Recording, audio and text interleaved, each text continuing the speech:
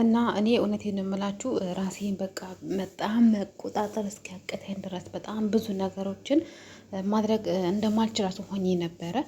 እግዚአብሔር ይመስገን አሁን ላይ ግን ያው በጣም ብዙ ነገሮች አልፈዋል፣ በጣም ብዙ ነገሮች ሆነዋል እና ትዕግስት ካለን ተስፋ ካለን ነገ ብዙ ነገሮችን ማድረግ እንችላለን ማለት ነው። ውድ ቤተሰቦቼ ከምንም ነገር ግን በላይ ራሳችን እኛም መቆጣጠር አለብን። ትዕግስት የሚባል ነገር አለና እግዚአብሔር ይመስገን ትዕግስት ካለን እዚህ ቦታ መድረስ እንችላለን ማለት ነው። ሰላም ብያለሁኝ ውድና የተከበራችሁ የእኔ ቤተሰቦች እንደምን አላችሁ? በያላችሁበት ሰላማችሁ ብዝት ርፍርፍ ይበልልኝ እያልኩኝ እንግዲህ ዛሬ ደግሞ በአዲስ ቪዲዮ ተመልሼ መጥቻለሁ ማለት ነው። ዛሬ የመጣሁት እንግዲህ በህይወቴ በጣም የከበደኝና በጣም የገጠመኝን ነገር ለእናንተ ለውድ ቤተሰቦቼ እንግዲህ ላካፍላችሁ ብዬ ነው የመጣሁት ማለት ነው። ነባር ቤተሰቦቼ እንደምን አላችሁ ብያለሁ። አዳዲስ ቤተሰቦች ደግሞ እንኳን ደህና መጣችሁ ወደ መስጊድ ቤተሰብ እንኳን ደህና መጣችሁ ብያለሁኝ። ያው እንደምታዩት እንግዲህ በጣም ከፍቶኛል። ያው ያሁን ባይሆንም የቆየ ቢሆንም ግን ሳስበው ግን አሁን ላይ እንደ አዲስ ነው እየከፋኝ ያለው፣ እንደ አዲስ ነው እየተሰማኝ ያለው። ግን እግዚአብሔር ይመስገን ነገሮችን በተስፋ በትዕግስት ማሳለፍን የመሰለ ነገር የለም እና እኔ ትዕግስት በማድረግ ተስፋ በማድረግ አሳልፌ ዛሬ ላይ እዚህ ቦታ ደርሻለሁኝ። እግዚአብሔር ይመስገን። አሁን ላይ ለመድረሴ የዛን ቀን ያሳለፍኩት ችግር በጣም ከባድ ነበረ። ግን እግዚአብሔር ይመስገን ያለፈው ስህተት ያለፈው በጣም ብዙ መከራ ዛሬ ላይ ድረስ አድርጎኛል። እግዚአብሔር ይመስገን። ዋና ጤና ለሰው ልጅ ጤና ሲኖር ነው ብዙ ነገር ማድረግ የምንችለው መስራት የምንችለው። በቃ ሰርተን ማግኘት እንኳን የምንችለው ጤና ሲኖረን ነው። እግዚአብሔር ይመስገን። እንግዲህ ምን ገጠማት መስኪ እንግዲህ የገጠማት ነገር ምን ይሆን ብላችሁ እንግዲህ ያው ቀድሞ በሰራሁት ቪዲዮ እንግዲህ ያው ልታስቡት ትችላላችሁ፣ መግቢያ ላይ እንዳወራሁት ማለት ነው። ምንድነው ብትሉኝ እንግዲህ ያው እዚህ ሀገር እንደመጣሁኝ በአመቴ ይሁን በሁለተኛ አመቴ ብቻ አላቅም በጣም ብዙ ነገር አድርጌ ነበረ። በቃ ሀገሬ እገባለሁኝ ከዚህ በኋላ። በነገራችን ላይ እኛ ሀገራችን እንገባለን ብለን የምንቀጥለው ወደን አይደለም። እዚህ ጋር እንድትረዱኝ ይፈልጋለሁ።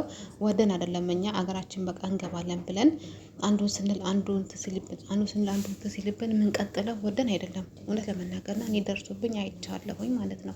በቃ ይሄ ዓመት የመጨረሻዬ ነው። ከዚህ በኋላ አልቀጥልም።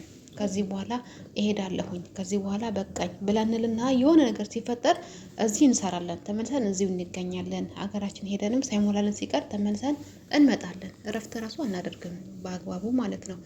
እና እንግዲህ ወደ ጉዳይ ስመጣ የዛሬ አመት አካባቢ ሁለት አመት ብቻ እንደዛ ነገር ነው 2016 ላይ 2016 ላይ ቤት ሰርቼ ነበረ ለቤተሰቦቼ ማለት ነው። የሰራላቸው ቤት እንግዲህ ያው እዚህ ከመምጣቴ በፊት ሌላ ሀገር እየሰራሁኝ በነበርኩበት ሰዓት ነበር የሰራሁላቸው ለቤተሰቦቼ፣ ለእህቶቼ፣ ለራሴም ሰርቼ ነበረ። እግዚአብሔር ይመስገን። አሁንማ በቃ ወደ ሌላ ቦታ አሁን ደግሞ ከሄድኩኝ ስራ የምጀምርበትን ነገር ነው የማድርገው ብዬ አላማዬን ሀሳቤን አድርጌ ወደ እዚህ መጣሁኝ። እዚህ ሰር መጥቼ በአመቱ እግዚአብሔር ይመስገን በአመቱ ውጤታማ ሆንኩኝ። በጣም ብዙ ነገር አደረግኩኝ። ለእህቶቼም አንዳንድ ነገሮችን አድርጌላቸው ነበረ። ከዛ በኋላ ግን ምን ተፈጠረ አትሉም? ከዛ በኋላ ግን የሰራሁት ቤቴ እኔ በቀመጧት በተወሰነች ጊዜያት ውስጥ ቤቱ ሊፈርስ ችሏል። ውድ ቤተሰቦቼ ሊፈርስ ችሏል። እግዚአብሔር ሁሉን ነገር እሱ አዋቂ አይደለ?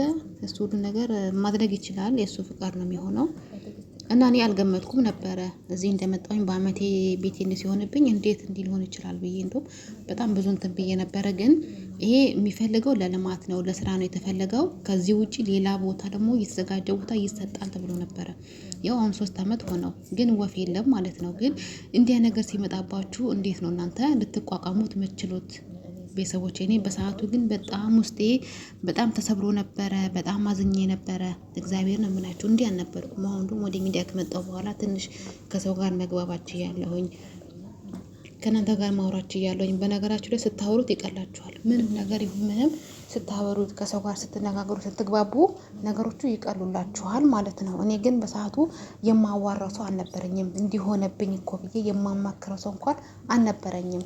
እግዚአብሔርን ነው የምላችሁ። እና ግን ዛሬ ላይ ግን እግዚአብሔር ይመስገን እንግዲህ እንትን የመሰለ ቤተሰብ አግኝቻለሁኝ እና እኔ ያሳለፍኩትን ከባድ መከራ ቤተሰቦቼ እስቲ አይተው ሀሳባቸውን ምን ይሉ ይሁን ኮመንት ላይ እነሱስ እንደኔ እንግዲህ ገጥሟቸው ይሆናል ወይ የሚለውን ከእናንተ ጋር እንግዲህ ሀሳብ ለመለዋወጥ ነው የመጣሁት ማለት ነው። እና እንደ መከራ ቢደርስባችሁ ምን ታደርጉ ነበር እናንተ? እኔ በሰዓቱ ለማለት ሰው የማናግረው የማዋየው እንዲሆነብኝ እንኳን ብዬ መናገር አልችልም ነበረ። በቃ ሁሌ ነበረ ማለቅሰው ለምን እንደዚህ ሆነ።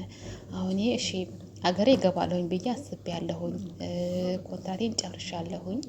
አሁን እሺ ምን ብዬ ነው የምሄደው? ወዴት ነው የምገባው ነው ያልኩት። በቃ እዚህ ጋር ቤት የመሰለ ነገር በጣም ከባድ ነው። የሰው ልጅ እኮ ስራ እንኳን ሰርታችሁ ውላችሁ ወደ ቤት ነው አይደለም የምትገቡት? ቤት ሲኖረን ነው የምንገባው። እኛም እኮ ለስራ ነው የመጣነው እዚህ አይደለ? ሰርተን ነገ ሀገራችን እንገባለን ብለን ነው እዚህ እየሰራን ያለ ነው። ግን እንዲህ ሲሆንባችሁ ምን ታደርጋላችሁ እናንተ? እኔ ማቃት ልጅ አለች። በዚህ ምክንያት ቤቷ እንደሆነባት ስኳር በሽተኛ የሆነች አለች። ህይወት ራሱ በቃ አደጋ ላይ የወደቁ ልጆችን ያውቃለሁኝ። አብሮኝ የሰፈሬ ልጆች አብረውኝ የመጡ ማለት ነው። የሁሉም ሰው ነው እንግዲህ እንደዛ የሆነው የኔ ብቻ አይደለም። ግን እግዚአብሔር ይመስገን ነገሮችን በትዕግስት ማሳለፍ ራስን ማረጋጋትን የመሰለ ነገር የለም። ሰው ሀገር ላይ የሆነ ነገር ብትሆኑ በዚህ ምክንያት የሆነ ነገር ብትሆኑ ደግሞ ሌላ ችግር ነው፣ ሌላ ጣጣ ውስጥ ነው የምንገባው እና እንዲያ ነገርን በህይወታችን ላይ አልፏል። እግዚአብሔር ይመስገን ያ የሆነው ለዛሬ ግን ትምህርት ሆኖናል። ዛሬ ላይ እንዲህ ቁጭ ብለን እንድናወራ አድርጎናልና እግዚአብሔር ይመስገን እንዲሆኑ አልፏል። እናንተስ እንዲያ ነገር ገጥሟችኋል ወይ? ስደት ላይ ሆናችሁ እንዲያ ነገር ሰምታችኋል ወይ? እኔ በሰዓቱ በጣም አዝኜ ነበረ። እውነት እንዲህ እንደምታዩኝ አይደለሁም።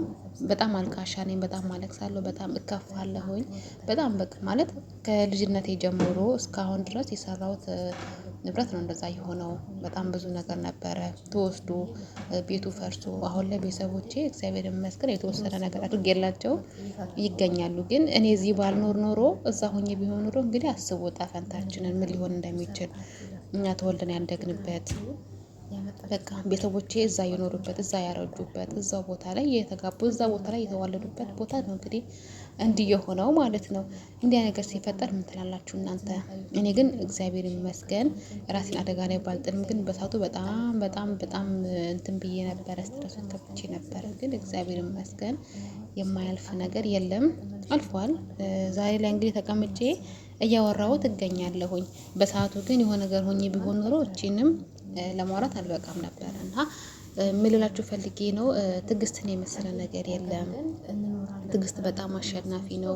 ለህይወታችን በጣም ትልቅ ዋስትና ነው እና ውድ ቤተሰቦቼ ምንም አይነት ፈተና ቢገጥማችሁ፣ ምንም አይነት ነገር ብትሆኑ በትዕግስት ለማሳለፍ ሞክሩ።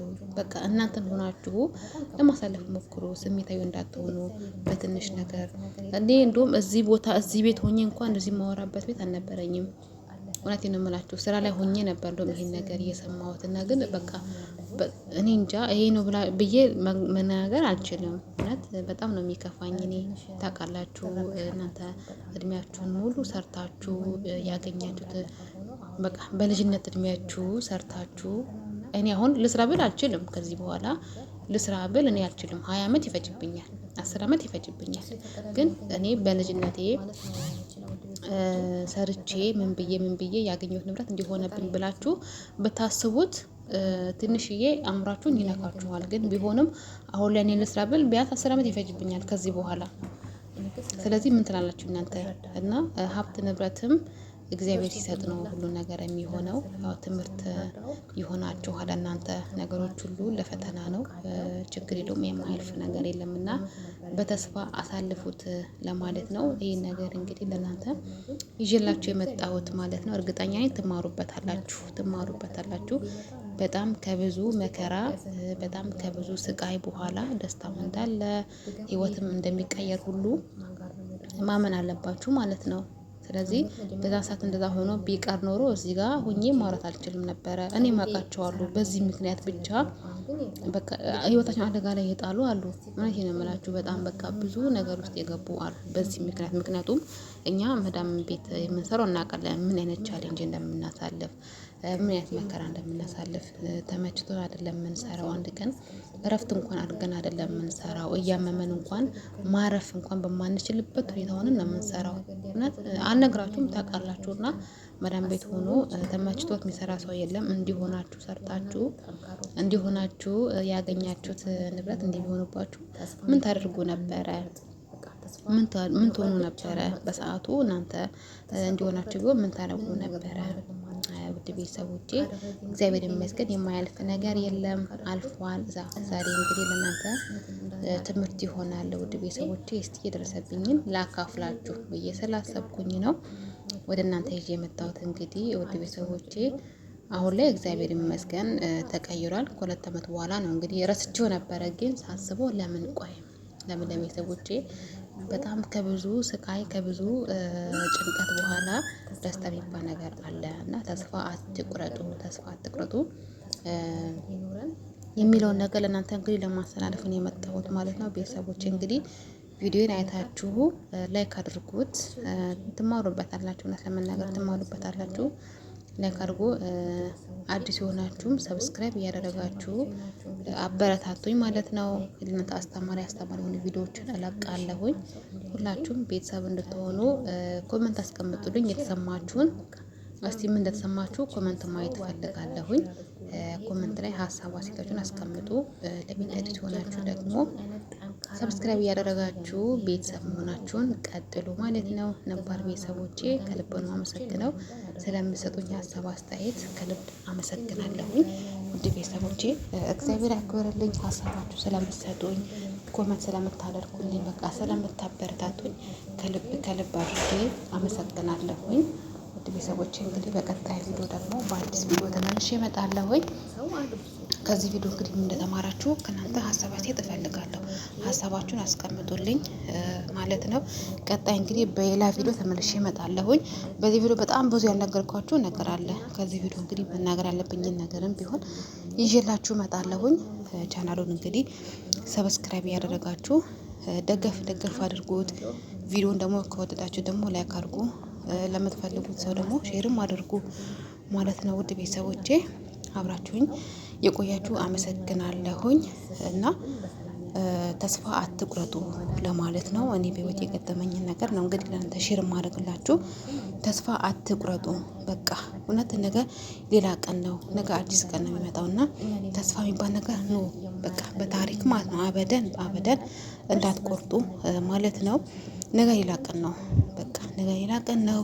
ዛሬ ያየነው ነገር ነገ ሌላ ቀን ሆኖ እናገኘዋለን እና በተቻለ መጠን ተስፋ የሚባል ነገር መቁረጥ የለም። እኔ እግዚአብሔር ይመስገን ያንን ችግር አሳልፌ ነው እዚህ ጋር ደርሼ ዛሬ ለማውራት የበቃሁት ማለት ነው።